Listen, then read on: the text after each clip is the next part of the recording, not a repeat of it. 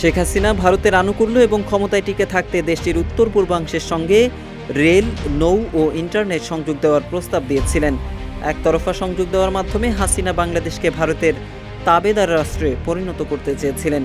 সম্প্রতি outstate prime minister Sheikh Hasina offered rail link, roads, ports, internet and power connection to India's north eastern states শিরোনামে এক প্রতিবেদনে এ তথ্য জানিয়েছে গ্লোবাল ডিফেন্স কর্প।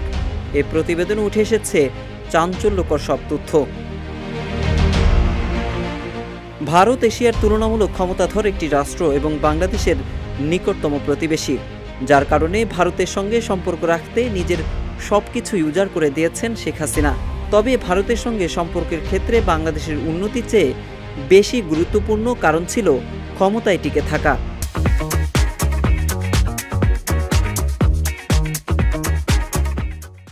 সেজন্য রেল, রাস্তা, বন্দর, বিদ্যুৎ ইত্যাদি খাতে নির্দ্বিধায় সাহায্য করেছে ক্ষমতাচ্যুত প্রধানমন্ত্রী শেখ হাসিনা, এমনটাই দাবি গ্লোবাল ডিফেন্স কর্পের।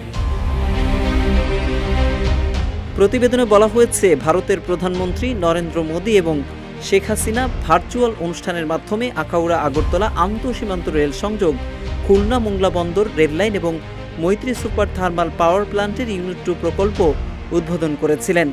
এসব প্রকল্পে বাংলাদেশের চেয়ে ভারতের স্বার্থই বেশি রক্ষিত হয়েছে, যার মাধ্যমে বাংলাদেশকে ভারতের পাপেট স্টেট বা পুতুল রাষ্ট্রে বা অধীন রাষ্ট্রে পরিণত করা হয়েছিল, ঠিক যেভাবে রাশিয়া বেলারুশের সঙ্গে করেছে।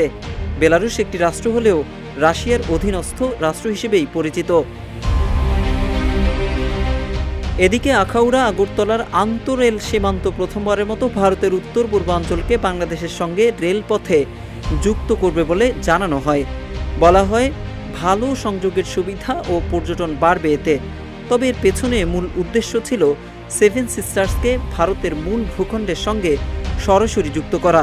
বাংলাদেশ থেকে ত্রিপুরাকে যুক্ত করার মূল লাইনটিতে অবাক করার বিষয় হচ্ছে, এই প্রকল্পের আওতায় বাংলাদেশের 6.78 কিলোমিটারের ডুয়েল গেজ লাইন বসানো হয়। আর এই লাইনটি বসানো হয় একমাত্র বাংলাদেশের মধ্য দিয়ে ভারতের ট্রেন চলাচলের সুবিধার্থে, যেখানে বাংলাদেশ সরকার ডুয়েল গেজ ট্রেনের জন্য নিজের থেকে অর্থ প্রদান করবে বলে জানানো হয় প্রতিবেদনে।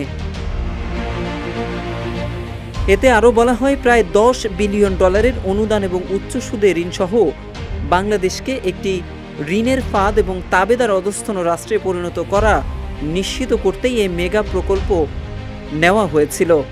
ওই উদ্বোধনী অনুষ্ঠানের ভাষণে মোদি জোর দিয়ে বলেছিলেন, ভারত নিজের আকাঙ্ক্ষা পূরণ নিশ্চিত করতেই বেশি জোর দিয়ে থাকে।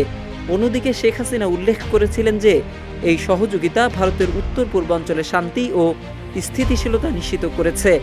তবে বাংলাদেশ কি পেয়েছে বা ভবিষ্যতে কি পাবে সে বিষয়ে তিনি কিছুই জানাননি। গ্লোবাল ডিফেন্স কর্প বাংলাদেশের ব্যাংকিং ব্যবস্থার একটি চাঞ্চল্যকর তথ্য দিয়েছে। তারা জানায়, বাংলাদেশের সব ধরনের আন্তর্জাতিক অর্থ পরিশোধ ভারতের পেমেন্ট গেটওয়ের মাধ্যমে করা হয়। এর ফলে বাংলাদেশি ব্যাংকগুলো ভারতের উপর নির্ভরশীল হয়ে পড়ে।